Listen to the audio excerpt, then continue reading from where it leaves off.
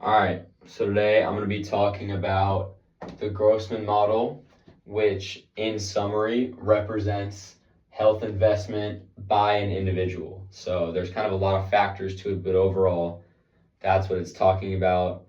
I apologize for my lack of shirt as I'm doing laundry right now. So the first thing to note about the Grossman model overall is that it treats health as a form of capital. So just like any form of physical or human capital, it produces a flow of healthy days over time. So the textbook says that your health stock can be represented as this capital H, and that health stock generates output, which is health flow, which is represented as a lowercase h. All right.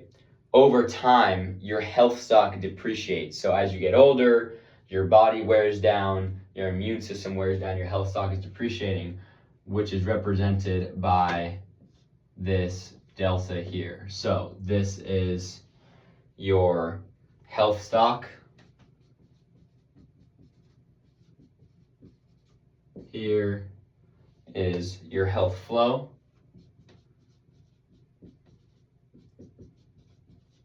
And then this is your depreciation.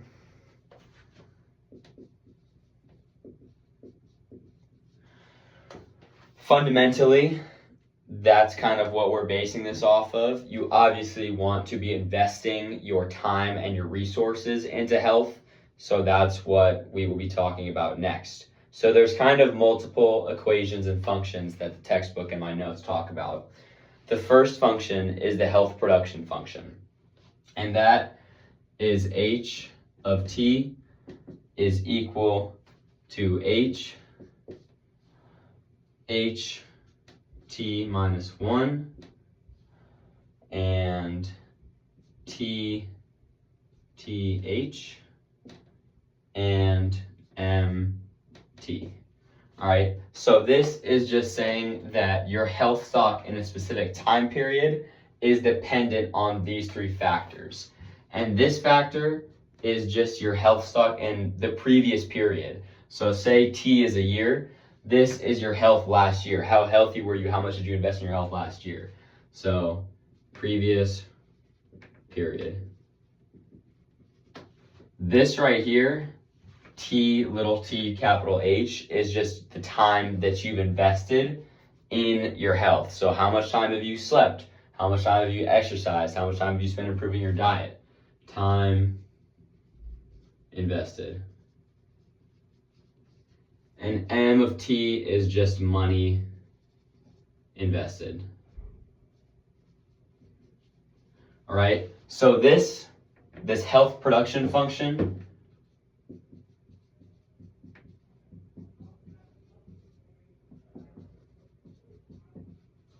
this equation right here is just showing that your health stock is dependent on your health in the previous period, the time and money that you've invested into it. Now, there's a depreciation in health that we talked about that the textbook also talks about. Don't look at the ChatGPT that I'm using to help me. And that is the depreciation equation, which is represented by h of t equals I t minus 1 plus 1 minus delta h t minus 1. Right, so we know h of t minus 1 is health in the previous period, right? So I'll put PP for previous period. We know that. This right here is the depreciation rate of someone's health, which generally stays fixed over time, but it's unknown to us. So we don't know how quickly our health is depreciating, but we know that it is depreciating. It is depreciating over time. Depreciation rate. All right, and then this is just the gross investment in health from a previous period, so time and money spent.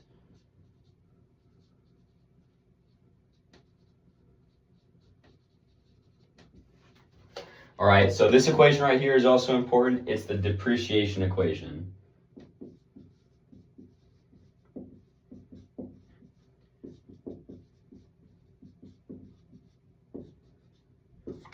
All right, so we got in the Grossman model, which represents the health investment by an individual, there is the health production function, there's the depreciation equation, and last two are pretty easy to understand. There's the utility function in one period, which is kind of what you learn in micro, but it's just UT equals U H T Z T, where H of T is health as a consumption good, so feeling good and living longer.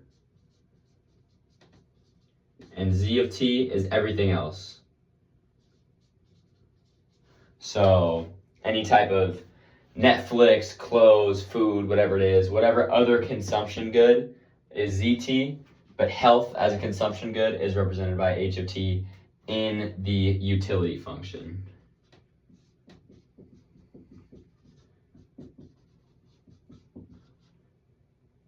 All right, the last thing to note for the equations is that there's one more equation after this that's putting everything together.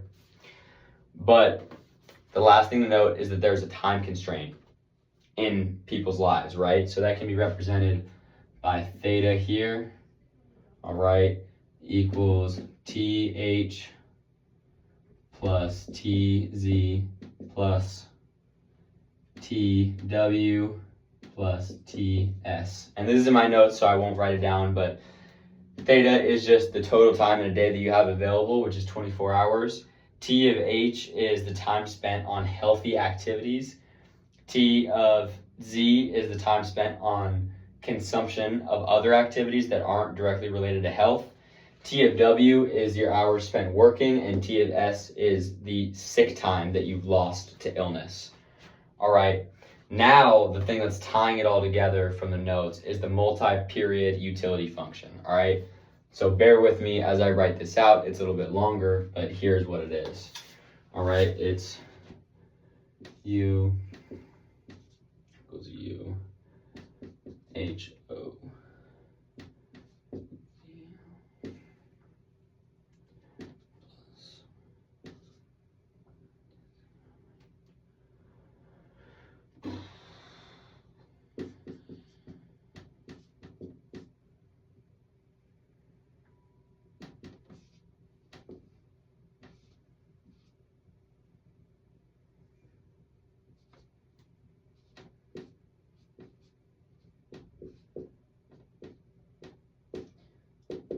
All right, so this is the multi-period utility function. And this is just taking the utility function and expanding it across multiple periods and accounting for people's discount rates, right? So we have the utility function here, which is just U is impacted by the consumption good of health and the consumption of all other goods at H naught and Z naught. That's just like in one period, all right? And then the next period is represented here by H1 and Z1. But to add it, you have to add this little symbol, which is the discount rate. I know I'm using this symbol as the depreciation rate. That's because the textbook uses it too. But in the multi-purpose utility function, this is the discount rate too. All right, the discount rate is important because it tells us how attuned someone is about the future or how they perceive the future. So if a discount rate is lower, it means someone values the future more highly and they're likely to postpone their current utility to maximize their future utility. If their discount rate is higher, they're less likely to have a vision towards the future, more likely to use up utility now and not care about the future. So that is one thing to note. And then as this goes on, it will be squared and cubed and so on and so forth as you go through more periods. But this is kind of the main big one, the multi-purpose utility function. All right, this video is 9 minutes long. If you guys want me to go over the graphs too, I'm more than welcome to. Sorry if this is boring, but I hope it helps. All right, fellas.